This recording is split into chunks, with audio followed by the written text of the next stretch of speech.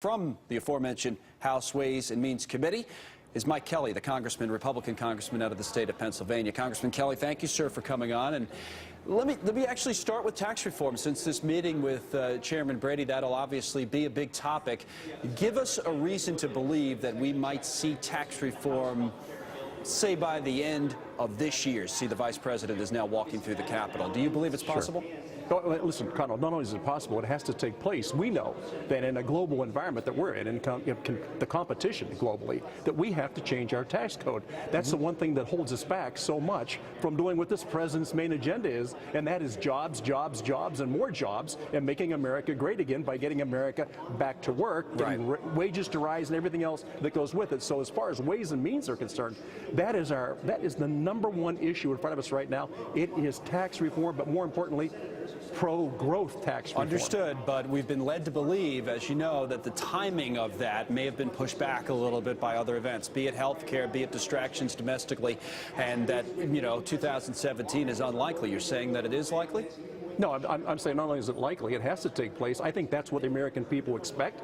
If we let elections stay in the way of doing the right thing, then I think the voters out there are going to look and say, wait a minute, this is not about your success. This is about our country's success. This is about the success of America. So I, for one, would never put my personal ambitions in front of what's the most important thing for the American people, and that's getting our economy back up where it is robust and dynamic, and it can fulfill all those obligations and promises that we've made to the American people. It's that simple. I know a lot of people hope you're right. I know a lot of investors on Wall Street certainly hope that you're right. I want to talk about the budget as well, with this big proposal that's coming out tomorrow. And we'll show some of the numbers on the screen as we talk about it. The president's budget, we're told, includes cuts, $800 billion in Medicaid. Really, less money being spent, I guess, is the best way to talk about it when it comes to some of these safety net type programs. $2.6 billion hike for border security as well.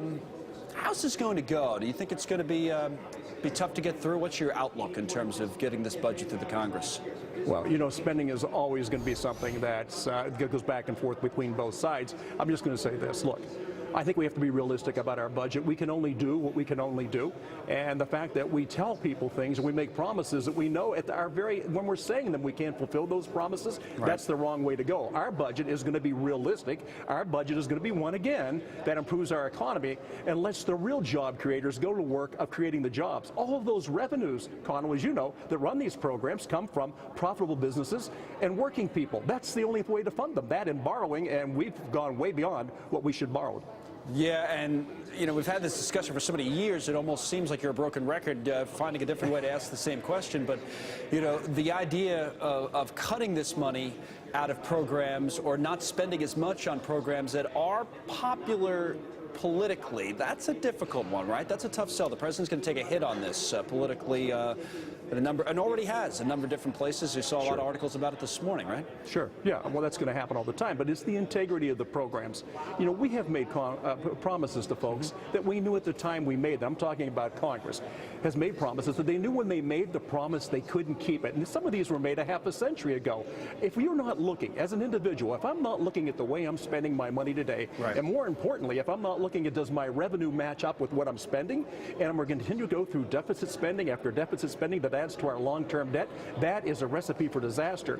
You don't wake up and smell the coffee right now. Do what you say you're going to do for the right reasons. If you do it, good things usually happen. But I think a real strong dose of honesty is what's needed right here. And I would hate like heck to see this go to, it's never about the policy, it's about the political points. Yeah. That's the worst thing we can do to the American people. Understood. We have to leave it there for today, but Congressman Kelly, we appreciate it. Joining us from just down the hall from where the vice president just arrived. Congressman Kelly out of Pennsylvania. Melissa.